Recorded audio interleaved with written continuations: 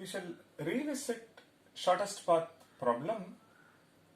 We saw a couple of approaches using BFS.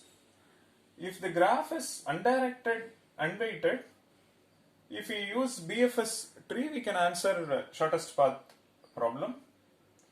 If it is undirected and weighted with the restriction that all weights are equal, then we can still use BFS and answer the shortest path problem.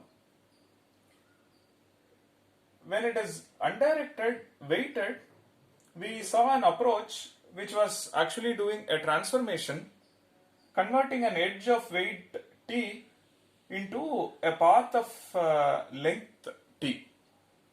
And then you see that edge weights are 1, 1. We can still invoke BFS and solve the problem. Only thing is, for some inputs, it was taking exponential time. For example, if the number of vertices is say n, and for some of the edges the weights are 2 power n and 5 power n and so on, then the transformation graph is exponential in n. Therefore, the BFS on that takes exponential time. Now the question is, can we look for some algorithm, maybe a greedy algorithm, which will solve undirected weighted case in polynomial time? So that's precisely the focus. And we shall now discuss a greedy algorithm. The algorithm is due to Dijkstra, popularly known as Dijkstra's S-path algorithm. So it is greedy. So which means it is focusing on something called principle of optimality. So this structural property is being used as part of this algorithm. This is what we have seen in the context of other problems under the banner optimal substructure property.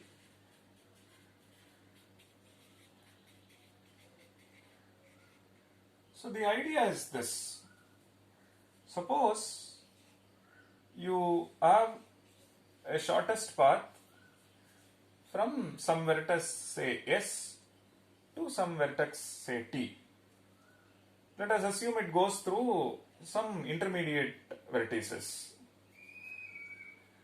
If it goes through say intermediate vertices like X, Y, Z, W and so on, so the premise is this. What is given to us is a shortest path from S to T, and it goes through these intermediate vertices. So what we claim is this one is also S path, this one is also S path, and each of this must be S path. This need not be an edge, this could even be a path. So it goes to X, then it goes to Y, then Z, W, then T. When I say it could be a path, there will be other intermediate vertices. So if S to T is S path, then S to X is S path. Like that, for each of them it has to be S path. Suppose not. This is our path. Suppose we have a path which is path from S to X, which is shorter than this. Suppose the length of this one is say P, and this length is strictly less than P. Then you can use this and reach T via Y, Z and W. And this length, because this one is strictly less than P, so the path from S to T via this is certainly smaller than this path. That is a contradiction to the premise that S to T is the shortest path. Correct? So which means each of this must be a shortest path. I repeat, if S to T is S path, then the intermediate paths are also shortest. If not, if there is a path shorter than this, then one can always use this and reach T, and whose length is strictly smaller than this length, which is a contradiction to the premise or given fact that S to T is the shortest path. Now this structural property, this is called optimal substructure. Optimal solution to the problem lies with optimal solutions to subproblems, or optimal substructure property or principle of optimality. Now we are going to use this structural property when you use it reverse engineering. We are going to use this as part of our algorithm for determining the path from S to T, or from S, which vertex I should go first before I hit T, which vertex I should go next after X before I hit T.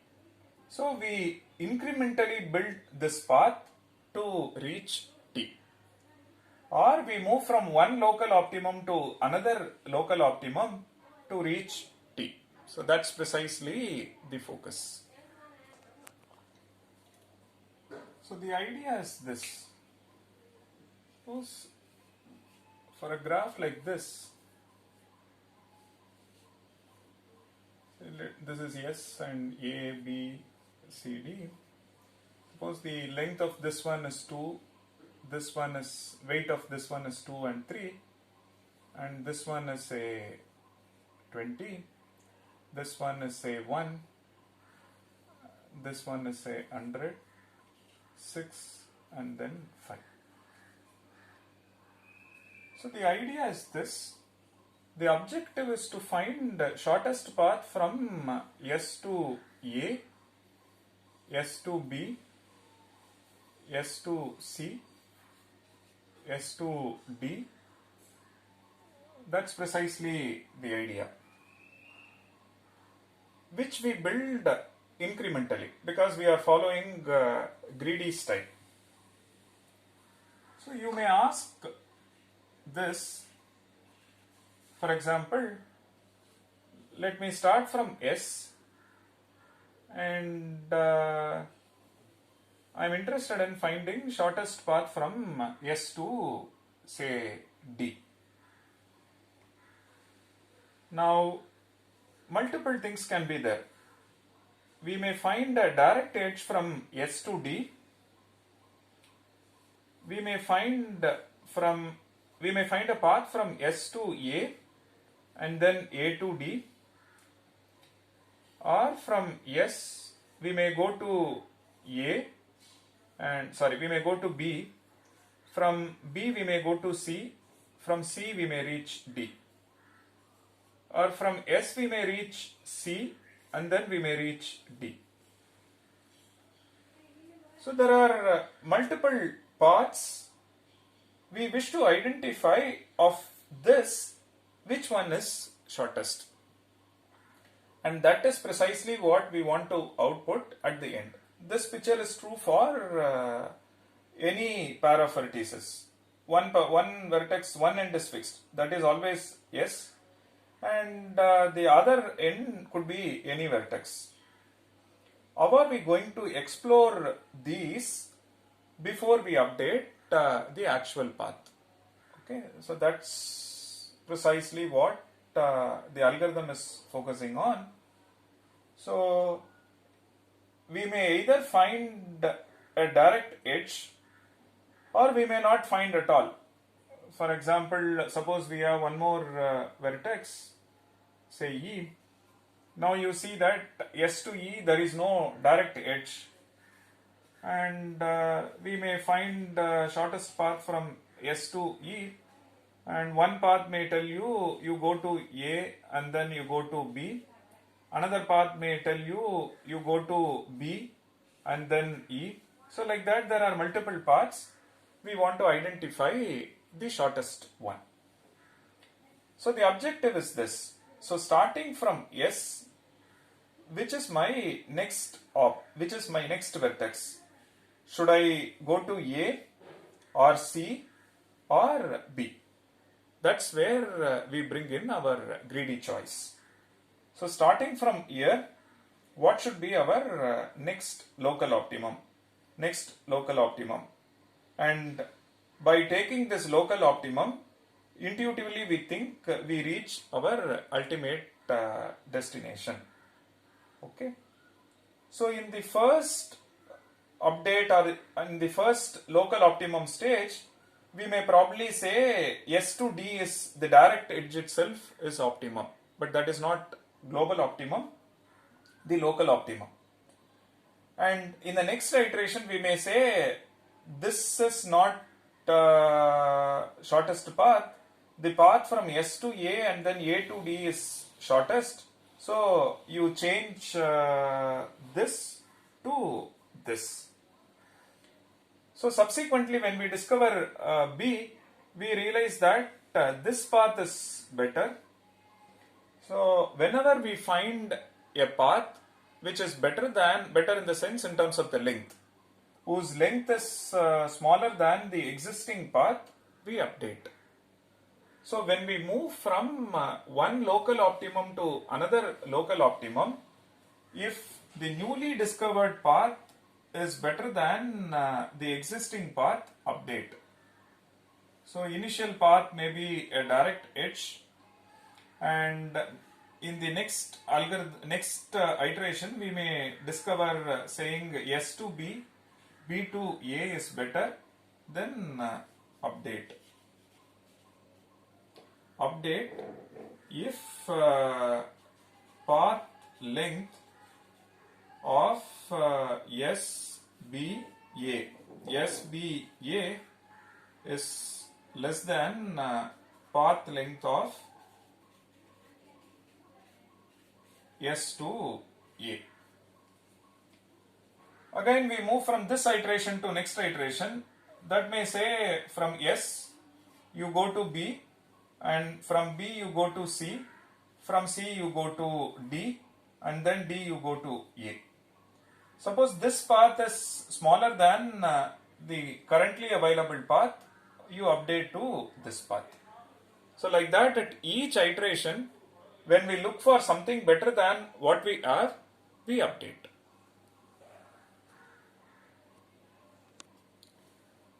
So as part of the algorithm, the way we proceed is very similar to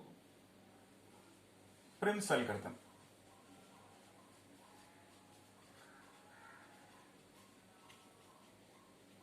So we maintain two sets, on one side S, on the other side V of G minus S.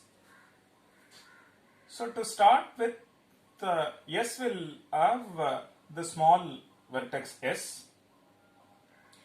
Then we look at edges incident on S. We pick minimum. Okay. So in this case, S to A is minimum, whose length is 2. Now capital S is updated to S comma A. Having included this into capital S, we ask what all vertices we can reach from A. They are precisely the neighbors of A. So for example, from S you can reach A, that is what we have identified. We ask the next one. From A you can reach B. This length is 2 plus 3. Then we ask what is the existing path length from S to B. Now existing path is the direct edge, whose length is 20. So path length of S, A, B is strictly smaller than path length of S to B. So you update to SAB. So which means the current path length from S to B is 5. Earlier one, before this iteration, it was 20. Now it will be updated to 2 plus 3, 5. We are not saying this is the global shortest path. At this point in time, this is the shortest path. We may have to explore other vertices. Probably we may have a shortest path from S to B via C and D.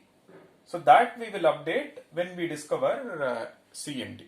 At this point in time, having explored A, we look at neighbors of A and update their path length if the path length via A is smaller than existing path length.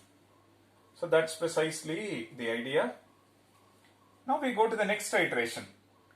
We look at the neighbors of SA and pick minimum. The neighbors of SA together, if you see, it is B and this. Now you see that the neighbor is minimum is AB. So we update S. So S will have SAB. Now we will look at S we have, and then A we have got. Now we are including B. So this length is 3, this length is 2. Now we ask what all neighbors one can update as part of this step. Now neighbors of B are C and E. Now look at this path length S and A to B, B to C, this path length, and S to C, this path length. This path length is 100 and this path length is 231.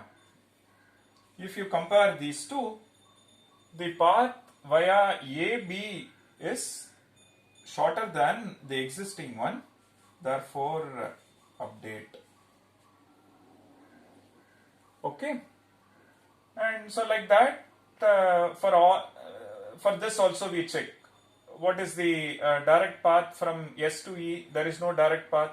Say let this be 10, and which means this itself the very first path we have seen, and update S to E as 2 plus 3, 3 plus 10. So like that, when we explore a vertex, we look at its neighbors, and if the path from S to A to B and B to the neighbor is smaller than the existing path could be the direct one or through some other intermediate one. So we update the path length. So this is precisely the picture. So we will take a non-trivial example and start tracing this algorithm, and there are a couple of insights which we will discover after doing trace for a couple of examples. That's precisely the focus.